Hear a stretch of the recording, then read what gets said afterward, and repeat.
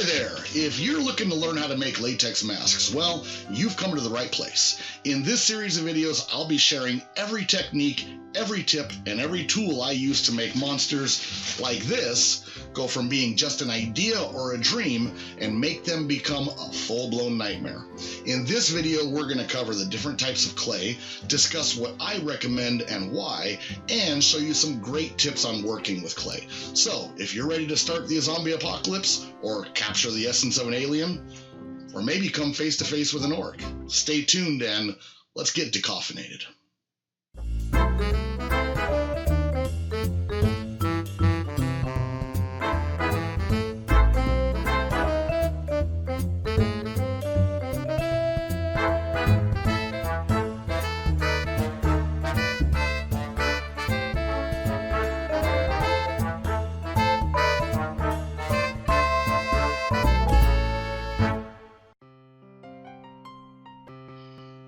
Hello and welcome to the Mask Academy. My name is Ryan and I'll be your instructor. In today's lesson, we're going to talk about clay, what it is, where it comes from, and what I recommend. Plus, I'll give you some tips on making some smart purchasing decisions. But before we begin, let's take a quick minute to talk about a couple of very important things. Hey there. Before we get started, let's take a quick moment to talk about safety. During this process, you're going to be using a lot of different chemicals, you're going to be handling a lot of different materials, and you'll likely need to utilize a lot of different tools. Be sure to read all warning labels, instruction manuals, and all the documentation that comes with these items, and be completely familiar with how to use them before you start. Also, make sure you've got gloves, make sure you've got eye protection, and of course, make sure you've got a respirator. We don't want anyone getting hurt doing this. And kids, by all means, get your parents involved and do this with their supervision, okay? Now, there's also a lot of other videos that are out there on YouTube made by other artists who are very, very talented, many of which have been doing this for much longer than me, and we all sort of use different techniques. I highly recommend you get out there and watch their videos as well, give their techniques a try, and determine what works best for you. Part of becoming a great artist is always learning and always growing with your art and always discovering new ways to do things. And if you find something that works better for you than what I do, by all means, use that method. Now, let's get back to this tutorial. Every mask begins its life as a clay sculpture, and this is where the fun really begins. Of the entire process, I find sculpting to be the best. It's relaxing, stress relieving, and you could even say therapeutic. But what exactly is clay? Well, for the most part, it's mud. But not just any kind of mud. It's extremely fine silt particles and minerals bound together in a pliable mass by some sort of binding liquid. And that liquid is where the families of clay become diverged. When it comes to clay, there's two basic types to choose from: water-based and oil or wax-based clay. Let's talk about water-based first. As far as water-based clay is concerned, the most common clay that's used is a product from Laguna Clay known as EM217, or more commonly, wed clay, as in W-E-D. As the story goes, Walt Disney himself commissioned Laguna Clay to manufacture a water-based clay that his artist could use to model the animatronics for the rides in his theme parks. But he needed something that had a very smooth consistency and a very slow drying time. Laguna did this by developing a clay with glycerin as part of its content, which extended the dry time considerably, and it quickly became a favorite among artists and special effects houses, and remains a favorite to this very day.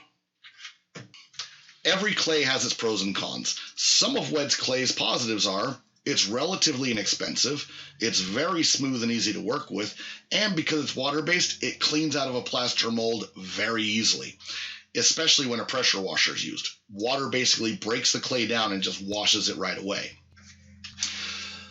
On the negative side, though, its softness means it's somewhat more difficult to get it to hold detail, and is more easily damaged if you're a clumsy sculptor, such as myself. In addition, although it's slower to dry out than other water-based clays, it does still dry out, and special measures are needed to keep the clay moist over a period of time. Also, before it can be molded, it must be sealed with either spray paint or clear spray. And lastly, while it is reusable, and if stored properly, it can last a long time, it can never truly be recycled like many oil and wax-based clays can. So in a nutshell, wet clay is great for speed and ease of use, but it lacks when it comes to fine details and easy reusability. Oil or wax-based clays are a little bit different. Using some sort of oil, such as mineral oil, or even wax as a binder, oil-based clays don't dry out the way water-based clays do, which is great if you're a slow sculptor like me and you want to spend weeks or even months working a single piece. Oil-based clays tend to be a little firmer than their water-based cousins, which means they hold fine detail better and are less susceptible to being damaged by the occasional errant bump. This is a big plus for beginning sculptors and clumsy clods such as myself. Also, oil-based clays can typically be melted and poured into a silicone mold or run through a strainer to remove impurities like hairs and plaster bits that break off in the mold. This means they can be recycled back to a near-perfect condition and used over and over. But oil-based clays do have their negative sides as well. Number one, they tend to be more expensive. Number two, they can be a bear to get out of a mold. And thirdly, you'll likely need to use more aggressive chemicals to help smooth out your work. Lastly, many people complain that their hardness makes them difficult to work with. A big part of which type of clay you decide to work with will likely be determined by your budget and what properties you feel most comfortable working with. Personally, I prefer to use monster clay from the monster makers. It's probably the most favored among mask makers and truly suits my skill level and heavy-handedness. If you're just getting into doing this, then I highly recommend giving monster clay a try.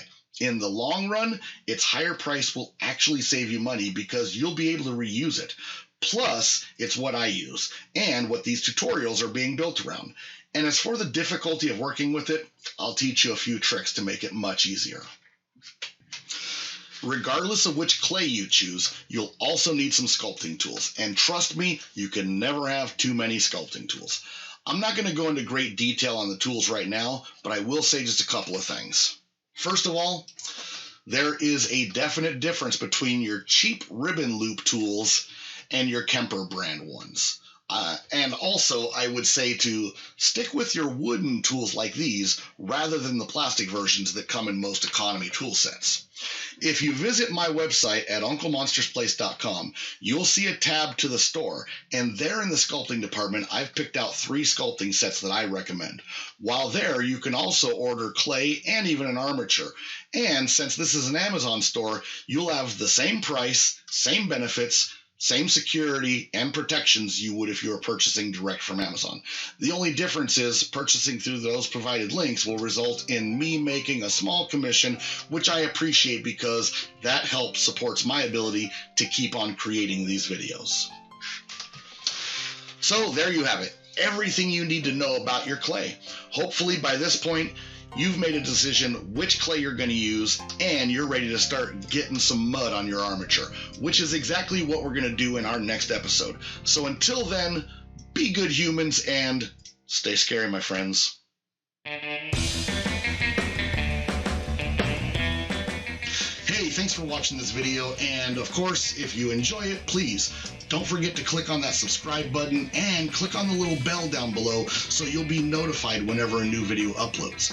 If you want more information, don't forget to follow Uncle Monster's Decaffeinated Designs on Facebook and tune in every week for our Monster Vision live show where we feature all different artists from all over the place and we talk about a whole lot of fun stuff. Now, also, you can go to unclemonstersplace.com, and right there on that website there's actually a store that you can use to buy all the different products that I use. And if you really want to support our show and support these tutorials, please visit our merch shop at our TeePublic shop. All of the information for all of those things is in the links in the description of this video, so be sure to check them out, and we'll see you next time. Until then, stay scary, my friends.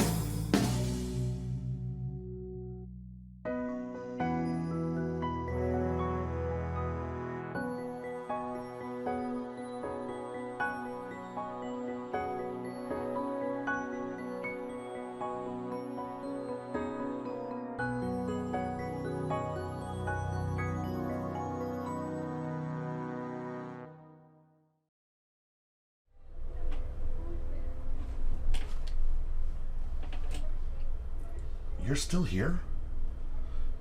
The show's over. Go create something. Go on.